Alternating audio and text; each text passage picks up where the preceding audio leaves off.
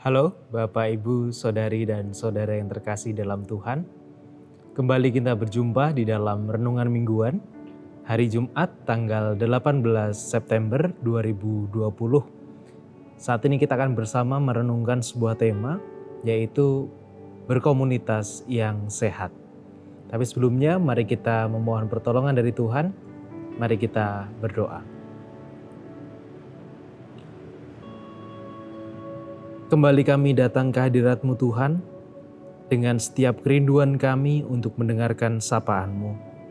Berkatilah kami Tuhan di dalam perenungan yang akan kami lakukan bersama, proses belajar yang akan kami lakukan bersama. Kiranya Tuhan memampukan kami untuk kami dapat mengerti apa yang menjadi kehendak-Mu, dan kami pun dapat menerapkannya di dalam kehidupan kami sehari-hari. Hanya kepada-Mu Tuhan kami berseru, hanya kepadamu kami memohon pertolongan. Terima kasih Tuhan. Amin. Sabda Tuhan yang akan kita renungkan bersama pada hari ini tertulis di dalam Injil Lukas pasal 7 ayat 36 sampai dengan ayat 50. Injil Lukas pasal 7 ayat 36 sampai dengan ayat 50. Satu bagian perikop, Lembaga Alkitab Indonesia memberikan judul Yesus diurapi oleh perempuan berdosa.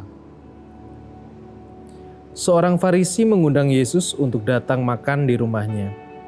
Yesus datang ke rumah orang Farisi itu lalu duduk makan. Di kota itu ada seorang perempuan yang terkenal sebagai seorang berdosa. Ketika perempuan itu mendengar bahwa Yesus sedang makan di rumah orang Farisi itu, datanglah ia membawa sebuah buli-buli pualam berisi minyak wangi. Sambil menangis ia pergi berdiri di belakang Yesus dekat kakinya, lalu membasahi kakinya itu dengan air matanya dan menyekanya dengan rambutnya. Kemudian ia mencium kakinya dan meminyakinya dengan minyak wangi itu. Ketika orang Farisi yang mengundang Yesus melihat hal itu, ia berkata dalam hatinya, "Jika ia ini nabi, tentu ia tahu siapakah dan orang apakah perempuan yang menjamahnya ini. Tentu ia tahu bahwa perempuan itu adalah seorang berdosa." Lalu Yesus berkata kepadanya, "Simon, ada yang hendak kukatakan kepadamu." Sahut Simon, "Katakanlah Guru." Ada dua orang yang berhutang kepada seorang pelepas uang. Yang seorang berhutang 500 dinar, yang lain 50. Karena mereka tidak sanggup membayar, maka ia menghapuskan hutang kedua orang itu. Siapakah di antara mereka yang akan terlebih mengasihi dia? Jawab Simon, "Aku kira dia yang paling banyak dihapuskan hutangnya." Kata Yesus kepadanya, "Betul pendapatmu itu." Dan sambil berpaling kepada perempuan itu, ia berkata kepada Simon, "Engkau lihat perempuan ini? Aku masuk ke rumahmu, namun engkau tidak memberikan aku air untuk membasuh kakiku. Tetapi ia membasahi kakiku dengan air mata dan menyekanya dengan rambutnya. Engkau tidak mencium aku, tetapi sejak aku masuk, ia tiada henti-hentinya mencium kakiku. Engkau tidak meminyaki kepalaku dengan minyak, tetapi dia meminyaki kakiku dengan minyak wangi.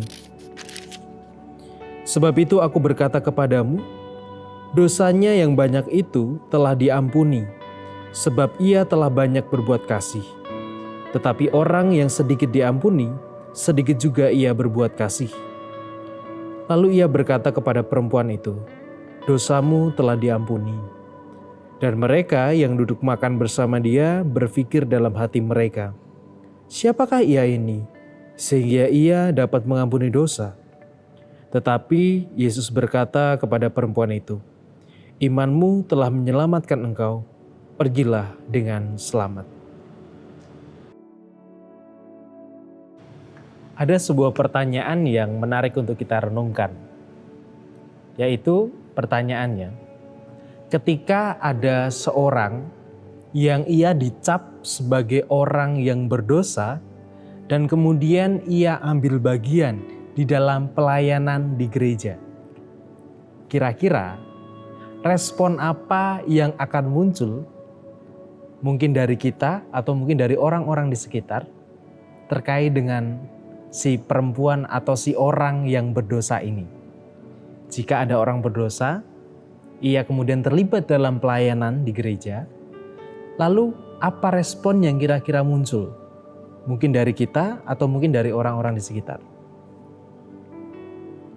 Kalau responnya adalah ngerasani atau responnya adalah menjuliti, kalau sekarang kan bahasa yang lagi tren gitu kan julid, menjuliti, maka sikap itu adalah sikap yang bisa dikatakan atau bisa kita lihat hampir sama atau mirip atau sama dengan sikap yang ditunjukkan oleh Simon, seorang Farisi tadi di dalam teks yang kita baca. Di dalam teks itu dikatakan bahwa ada seorang Farisi bernama Simon. Jadi Simon ini bukan Simon Petrus, tapi ada seorang Farisi yang dia bernama Simon. Ia mengundang Yesus untuk datang ke rumahnya untuk makan bersama. Nah, kemudian di sela-sela makan itu, tiba-tiba ada seorang perempuan berdosa mendengar bahwa Yesus itu datang ke rumah orang Farisi itu. Kemudian dengan membawa buli-buli yang berisi minyak, perempuan itu datang. Dan kemudian ia mengurapi Yesus, ia menangis di bawah kaki Yesus dan kemudian menyekanya dengan rambut dan kemudian ia mengurapi ke kaki Yesus dengan minyak wangi. Tetapi kemudian melihat respon atau melihat sikap si perempuan berdosa tadi, orang Farisi ini atau Simon ini berkata dalam hatinya nggak terima. Loh, itu kan orang berdosa. Harusnya Yesus tahu kalau dia itu nabi, harusnya dia tahu bahwa siapa sih perempuan itu. Kok kalau Yesus itu nabi dan dia tahu bahwa perempuan itu adalah perempuan berdosa, kenapa ia membiarkan dirinya diurapi oleh dia? Kenapa Yesus membiarkan dirinya diurapi oleh perempuan yang berdosa tadi? Nah, kemudian Yesus memberikan perumpamaan tentang pengampunan, bahwa sejatinya mereka berdua sama-sama telah diampuni. Tetapi yang berbeda adalah respon yang ditunjukkan oleh orang Farisi atau Simon tadi dengan perempuan berdosa tadi. Perbedaannya itu simple.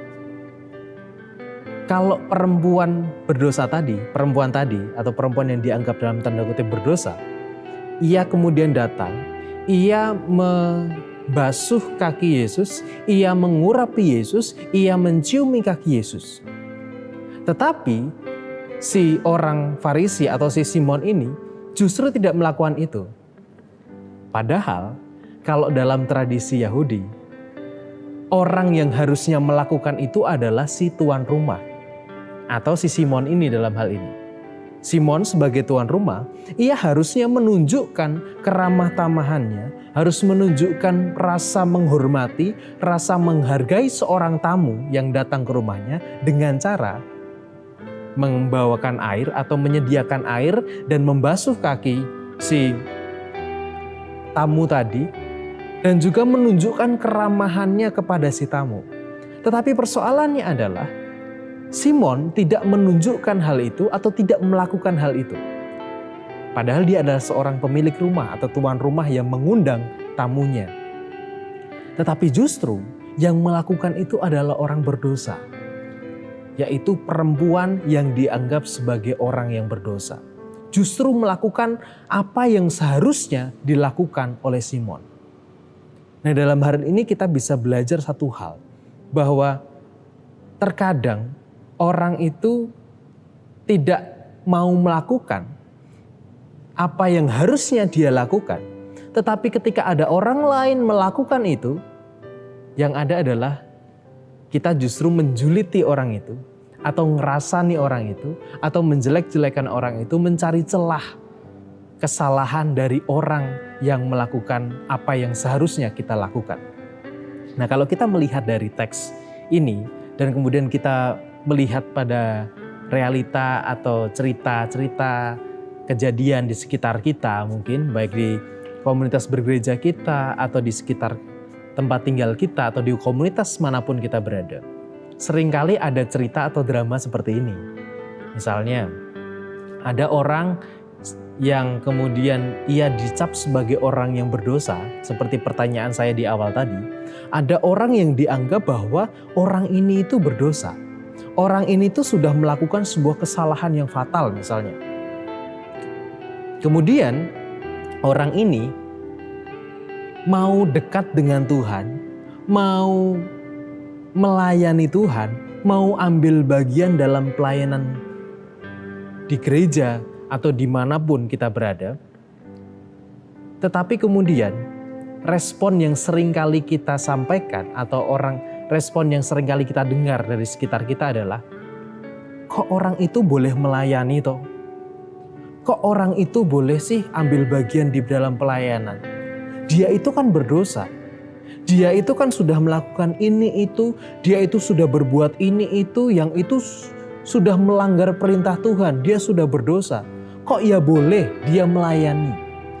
Padahal pada saat yang sama, kita yang mengatakan atau menjuliti si orang yang berdosa tadi, yang melayani tadi, tidak melakukan apa-apa. Kita cuman diam, kita cuman melihat, kita nggak mau terlibat dalam pelayanan, kita nggak mau ambil bagian dalam pelayanan. Tetapi ketika orang yang dianggap berdosa tadi melakukan pelayanan, kita seakan-akan nggak terima. Ketika kita mau menjadi komunitas yang sehat, maka itu adalah racun yang kemudian membuat komunitas ini menjadi sakit, bahkan komunitas ini menjadi hancur. Nah, sekarang ini seringkali yang berkembang bukan komunitas bergereja yang sehat, tetapi komunitas butejo. Kan sedang beberapa waktu yang lalu sedang hits ini film pendek di mana ada cerita narasi, ada seorang tokoh di dalam narasi itu atau cerita film itu, yaitu butejo, yang dia kemudian menghimpun massa untuk kemudian mengerasani atau menjuliti atau kemudian dia mencari celah kejelekan si A, si B, si C, dan kemudian ia menghimpun massa. Dia nggak cuma ngerasani sendiri, tetapi ia menghimpun massa. Kae lo bu, kae lo. Jadi dia mencoba untuk menghasut orang lain supaya berpikiran sama dengan dirinya untuk melihat bahwa si A, si B itu adalah orang yang berdosa. Nah, seringkali itu yang kita lakukan atau itu yang terjadi di dalam komunitas kita. Nah, jika itu yang terjadi, maka kita jadi orang yang hanya bisa ngerasani tetapi tidak mau bertindak apapun. Oleh karena itu, marilah jadi komunitas yang sehat, komunitas yang saling mendukung satu dengan yang lain, bukan justru menjatuhkan. Atau ojo dadi wong sing ora gelem tandang ning gur ngerasani. Selamat merenungkan firman Tuhan, selamat membangun komunitas yang sehat. Tuhan memberkati. Amin. Mari kita berdoa bersama. Bapa di dalam surga, kami bersyukur Tuhan mengingatkan kami bahwa kami adalah orang-orang yang sama, orang-orang yang telah menerima anugerah pengampunan dari-Mu. Tetapi seringkali Tuhan, kami justru memandang orang lain berbuat atau melakukan sesuatu dan kami menganggap itu sebagai dosa yang jauh lebih besar dibandingkan dosa kami. Sehingga ketika ia melakukan hal apapun itu, kami selalu mencari celah untuk mencelanya, kami selalu mencari celah untuk ngerasani, kami selalu mencari celah untuk menghadirkan hal-hal buruk bagi dirinya. Ampuni kami Tuhan jika kami seringkali berbuat demikian, dan mampukan kami untuk kami menjadi komunitas yang sehat, komunitas yang terus bertumbuh dan saling mendukung satu dengan yang lain sebagai syukur kami oleh karena pengampunan dari-Mu. Kami juga berdoa Tuhan untuk seluruh saudara-saudara kami dimanapun mereka berada saat ini yang sedang merasakan sakit atau sedang bergumul dengan sakit penyakitnya Tuhan, baik di rumah sakit ataupun di rumah. Kiranya Tuhan memberkati mereka, memberikan kekuatan bagi mereka, memberikan kepasrahan diri bagi mereka, dan kiranya mereka hanya menyerahkan diri kepada Tuhan saja. Kami serahkan Tuhan seluruh proses pengobatan mereka, dan seluruh proses pemulihannya, biarlah Tuhan yang ambil bagian di dalamnya dan Tuhan yang memberkati setiap prosesnya. Kami serahkan hidup kami serahkan kehidupan komunitas kami, baik di keluarga, gereja, masyarakat, dimanapun kami berada, hanya ke dalam tangan-Mu. Di dalam-Mu Tuhan kami berdoa. Amin.